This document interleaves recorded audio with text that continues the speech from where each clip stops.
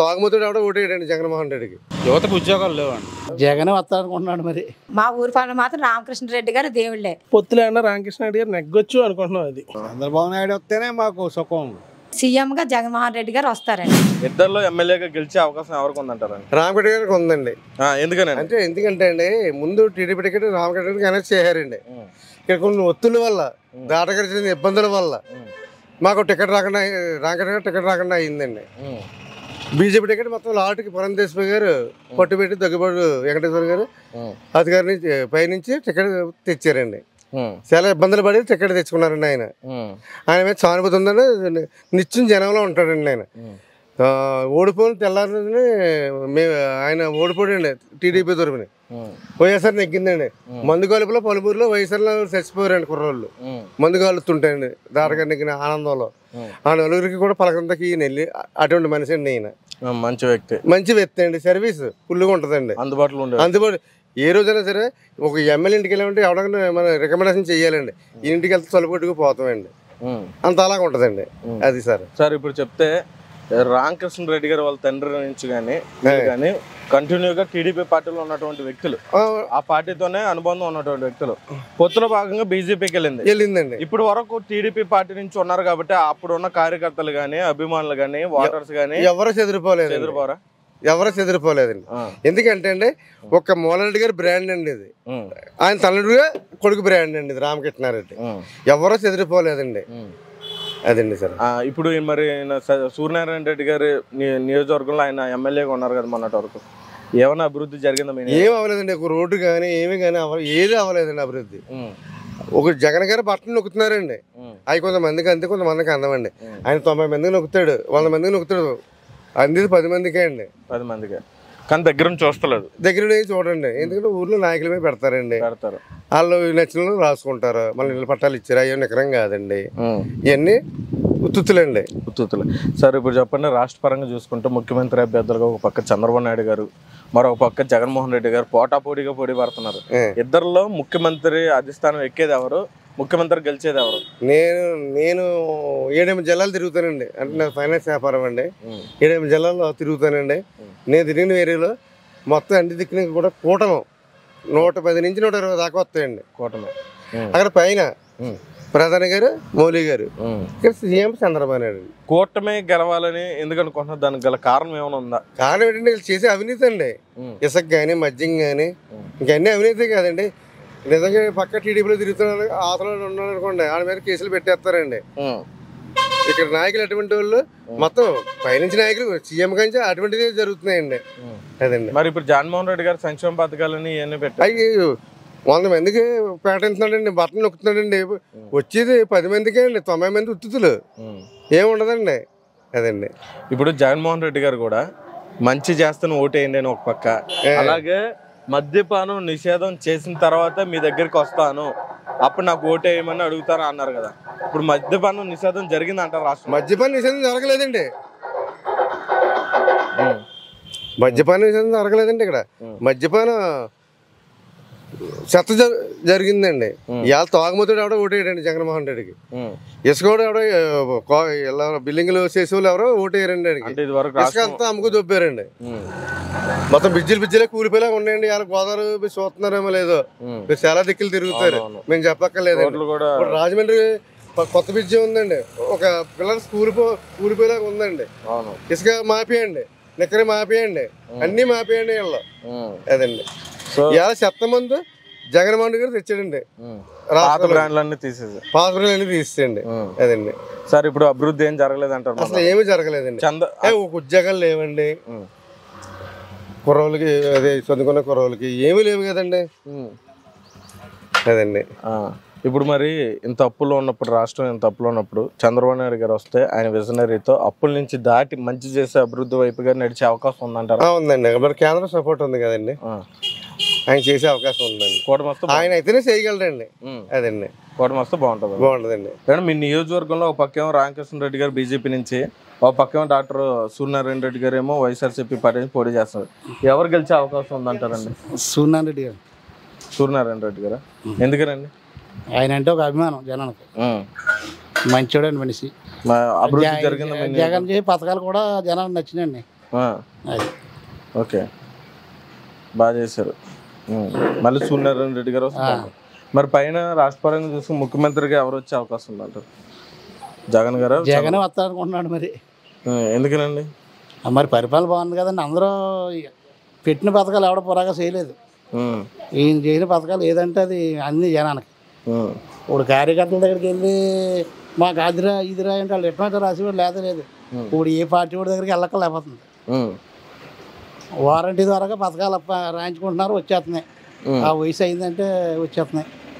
అది సో ఆయన ప్రభుత్వం పనితీరు బాగానే ఉందంట. మరి వీళ్ళు కూటమితో కూడా వస్తున్నారు, పవన్ కళ్యాణ్ గారు బీజేపీ పార్టీ నుంచి. మనం ఎంతమంది కూటమైనా ఓట్లు వేసేవాళ్ళు మనం కదండి, అంతే కదా. సో జగన్మోహన్ రెడ్డి గారు వస్తే బాగుంటుంది. మరి అభివృద్ధి పరంగా అయితే మన రాష్ట్రం వెనకబడే ఉందని చెప్పాలి కదా. మరి ఇప్పుడు ఏళ్ళెట్టి పథకాలు ఇప్పుడు జగన్ ఎడితే శ్రీలంక అయిపోద్ది అన్నారు, కరెక్టే. ఇప్పుడు ఈ పథకాలు చూస్తుంటే మొత్తం ఇంకేం లేదు. ఇప్పుడు జగన్ కూడా ఎంత ఒక 1000-2000 పెంచి చెప్పాడు అన్నీ. ఫోన్లే కోత కట్టమైన అవుద్ది అనుకుంటామండి. ఇప్పుడు ఈ చంద్రబాబు నాయుడు పథకాలు ఏమో మామూలుగా లేవు. అది జగన్మోహన్ రెడ్డి గారు వస్తేనే బాగుంటుంది అన్న. ఇక్కడ మీ ఎమ్మెల్యే అభ్యర్థులుగా ఒక పక్కేమో డాక్టర్ సూర్యనారాయణ రెడ్డి గారు, ఒక పక్కేమో రామకృష్ణ రెడ్డి గారు నిలబడుతున్నారు. ఇద్దరులో ఎమ్మెల్యే అభ్యర్థికి గెలిచే అవకాశం వరకు ఉందంటారు? సూర్యనారాయణ రెడ్డి గారికి ఎక్కువ ఉంది. ఎందుకనన్నా? చేసిన పథకాలు మొన్న మా ఊళ్ళో ఒక 300 మందికి సైట్లు కూడా ఇచ్చారు, ఇళ్ళ పట్టాలు. పొత్తులో ఏమన్నా రామకృష్ణ రెడ్డి గారు నెగ్గొచ్చు అనుకుంటున్నాం. అది పొత్తులో అంటే ఇప్పుడు రామకృష్ణ రెడ్డి గారు కూడాను ఇది వరకు తెలుగుదేశం పార్టీలో కంటిన్యూగా ఉన్నటువంటి వ్యక్తులు ఇప్పుడు సడన్గా బీజేపీ పార్టీ పొత్తులో భాగంగా వెళ్ళినందుకు అందుకు దానికి ఏమైనా సపోర్ట్ చేసే వాళ్ళు చేస్తారు ఇక్కడ జనాలు? అది చెప్పలేం. ఇప్పుడు వరకు తెలుగుదేశానికి ఉన్నారు, మరి జనం ఏమవుతుంది అనేది తెలియదు. ఏమవుతుందో తెలియదు. సూర్యనారాయణ రెడ్డి గారు అయితే వచ్చే అవకాశం. సూర్యనారాయణ రెడ్డి గారు అయితే విన్ అయిపోతారని అనుకుంటున్నాం మేము. అంటే సైట్లు మొన్నే పంచారు మా ఊర్లో. ఓకే అన్న, ఇప్పుడు చెప్పండి, పైన రాష్ట్ర పరంగా చూసుకుంటే చంద్రబాబు నాయుడు గారు గెలుస్తారా లేకపోతే జగన్మోహన్ రెడ్డి గారా? అదైతే మేమైతే జగన్ గారు అనుకుంటున్నాం. మరి ఎందుకని ఆయన మీద గెలవడానికి ఈయన అంటే రీజనబుల్ గా ఆయన వేసిన పథకాలు గట్ట అన్ని బాగున్నాయి కదా, జగన్ గారు వేసినాయి. అలాగని చెప్పి అన్ని అమలు అవుతున్నాయి పిల్లలకి గట్ట అందరికి. దాని గురించి ఆయనే వస్తాడని అనుకుంటున్నాం మేము. ఆయన వస్తేనే బాగుంటది.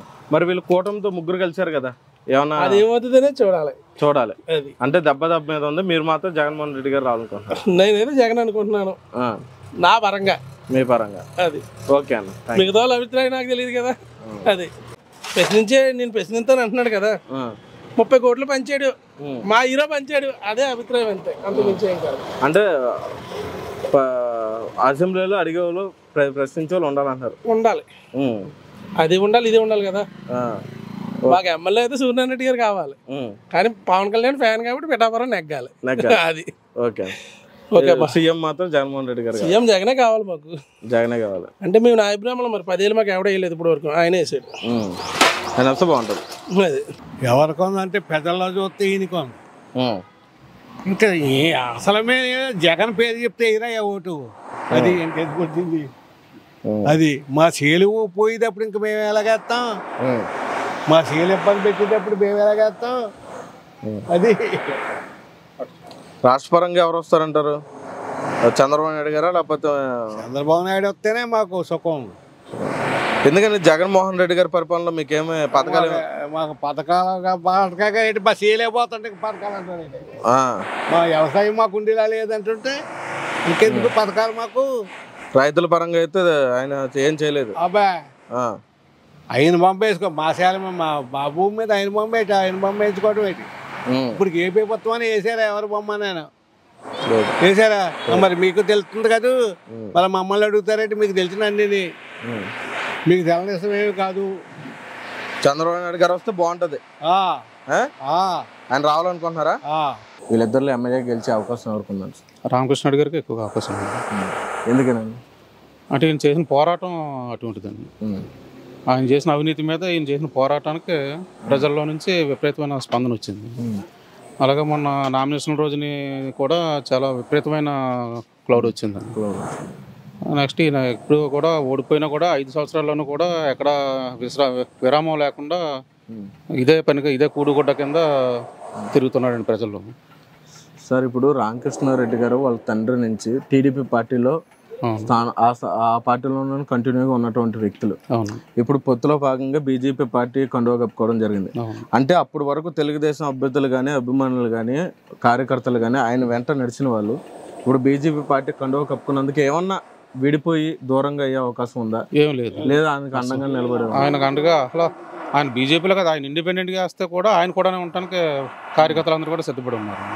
కానీ అనుకోకుండా బీజేపీ టికెట్ ఇవ్వడం మీరు అంగీకరించి ఆయన అంగీకరించారు. ప్రతి కార్యకర్త కూడా వాళ్ళ సొంత ఇంట్లో మనిషిలాగా ఆదరించారు ఆయన్ని.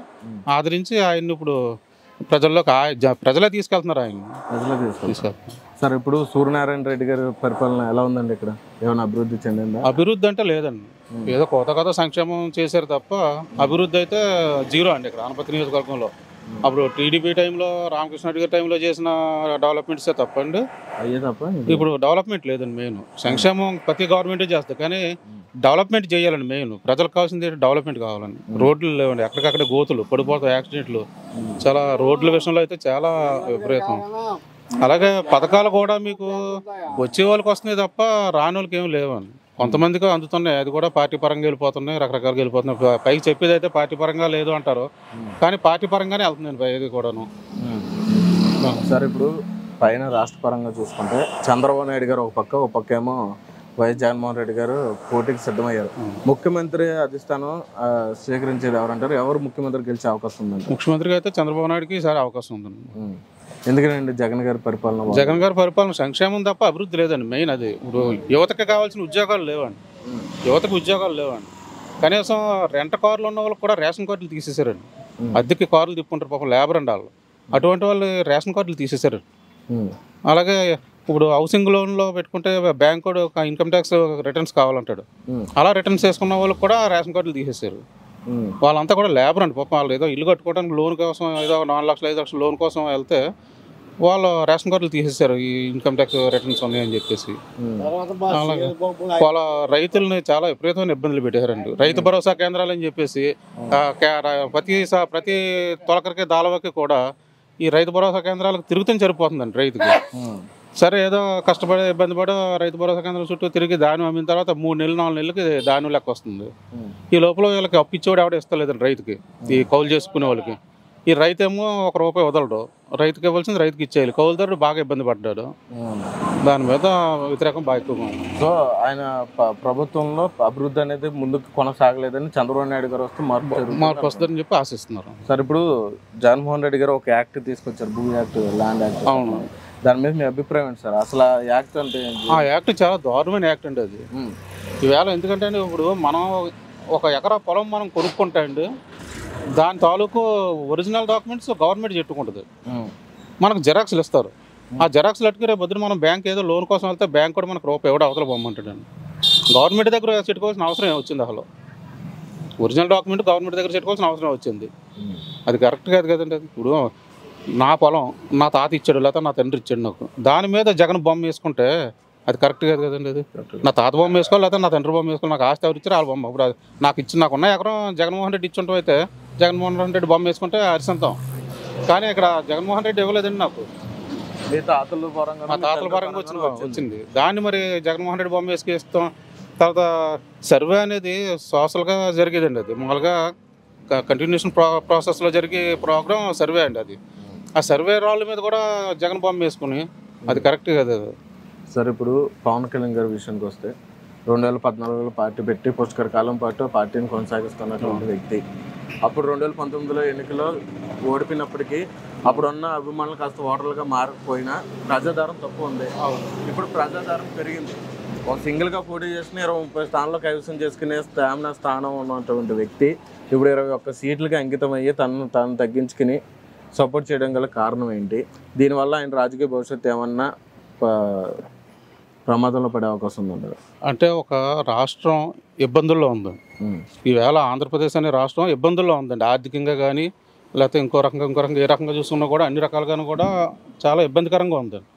ఇటువంటి పరిస్థితుల్లో విడివిడిగా వెళ్ళి ఓట్లను చీల్చుకుని, ఎందుకంటే గత 2019 ఎన్నికల్లో చూశారండి, టీడీపీ జనసేన ఇడిపోయి పోటీ చేయడం వల్ల ఓట్లు షేరింగ్ డిఫరెన్స్లో వైఎస్ఆర్సీపీకి 151 సీట్లు వచ్చినాయి తప్ప నిజంగా ఆ రోజున కూడా వీళ్ళు కలిసి చేస్తే వైఎస్ఆర్సీపీకి 150 సీట్లు రావండి అక్కడ. వీళ్ళిద్దరు ఒక కాంబినేషన్ అక్కడ ఇడిపోయి చేయడంలో ఇంచుమించు 70-80 సీట్లు డిఫరెన్స్ వచ్చినాయండి. ఈవేళ వీళ్ళు కలిసి చేయడంలో ఆ 70-80 సీట్లు మరలా వీళ్ళకి కలుతాయండి. దాని మీద వీళ్ళు ఏంటంటే ప్రభుత్వ వ్యతిరేక ఓటుని సేలనివ్వకూడదనే ఒకే ఒక కారణంతో ఇక్కడ ఈ రాష్ట్రంలో జరుగుతున్న అరాచకాలను అరికట్టడం కోసం వీళ్ళు కలిసి పోటీ చేస్తున్నారు. చంద్రబాబు నాయుడు గారు వస్తే బాగుంటుంది. బాగుంటుంది. మీ నియోజకవర్గంలో ఎమ్మెల్యే అభ్యర్థులుగా ఒక పక్కేమో రామకృష్ణారెడ్డి గారు, మరొక పక్కేమో ఇది వరకు వైఎస్ఆర్సీపీలో గెలిచినటువంటి సూర్యనారాయణ రెడ్డి గారు నిల్చున్నారు. ఎవరు ఎమ్మెల్యే అభ్యర్థికి గెలిచే అవకాశం ఉందంటారు రానున్న ఎన్నికలు? అంటే అండి మనం తీసుకున్నది మనం మేలు చేయాలి కదండి. మాకైతే అమ్మఒడి అందుతుందండి, విద్యాదీవెన ఇస్తున్నారు, ఏంటది రైతు భరోసా ఇచ్చారండి, పైగా ఇల్లులు కూడా ఇచ్చారండి, ఇల్లు పట్టాలు ఇచ్చారండి. జగన్ గారు మేలు చేశారు. సత్యనారాయణ రెడ్డి గారు కూడా అంటే ఊర్లోకి ఇక చేస్తారు. అలాగని రామకృష్ణారెడ్డి గారు ఇంకా మంచివాళ్ళండి. అతను ఎందుకంటే అప్పుడు అతని దాంట్లో ఉండేటప్పుడు కూడా తెలుగుదేశం పార్టీలో ఉన్నప్పుడు కూడాను అందరికి చాలా మేలు చేశారండి. నా షాప్కి 1,00,000 రూపాయలు లోన్ ఇచ్చారు, 50,000 సబ్సిడీ చేశారండి. అతను చాలా మేలు చేశారండి రామకృష్ణారెడ్డి గారు కూడాను. అలాగని మరి జగన్ అన్న కూడా చాలా బాగా అందరిని చూస్తున్నారు కదండి.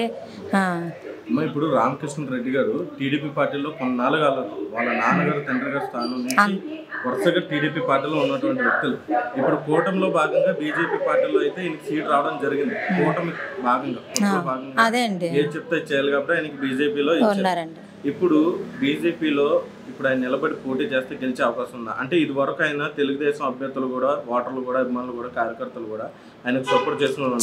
సడన్ బీజేపీ పార్టీ కన్నువ కప్పుకున్నప్పటికీ వీళ్ళందరూ సపోర్ట్గా నిలుస్తారంట. అంటే మరి తప్పక నిల్చున్నారు కదా సార్. మరి ఇప్పుడు బీజేపీ తెలుగుదేశం ఎవరు చంద్రబాబు నాయుడు గారే బీజేపీలోకి వచ్చేసారు కమలం గుర్తులోకి. మరి రామకృష్ణారెడ్డి గారికి తప్పదు కదండి, అందుకు నిల్చున్నాం. అతనికి ఉన్న అభిమానులు అతనికి ఉన్నారండి, డాక్టర్ గారికి ఉన్న అభిమానులు డాక్టర్ గారికి ఉన్నారండి, ఉన్నాయండి. ఇద్దరు ఈక్వల్గా ఉన్నారండి. కాకపోతే జగన్ రెడ్డి గారు మనకు చేశారండి, ఎన్నో మేలు చేశారు. ఆ మేలు మనం మర్చిపోకూడదు కదండి. అందుకే రామకృష్ణారెడ్డి గారు మా ఊరు పరంగా మాకు మంచివాళ్ళండి, రామవరంగా. అదండి. ఇప్పుడమ్మా రాష్ట్ర పరంగా చూసుకుంటే ముఖ్యమంత్రి జగన్మోహన్ రెడ్డి గారు గెలిచే అవకాశం ఉందా, చంద్రబాబు నాయుడు గారు గెలిచే అవకాశం? ముఖ్యమంత్రిగా అయితే జగన్ రెడ్డి గారు గెలుస్తారండి.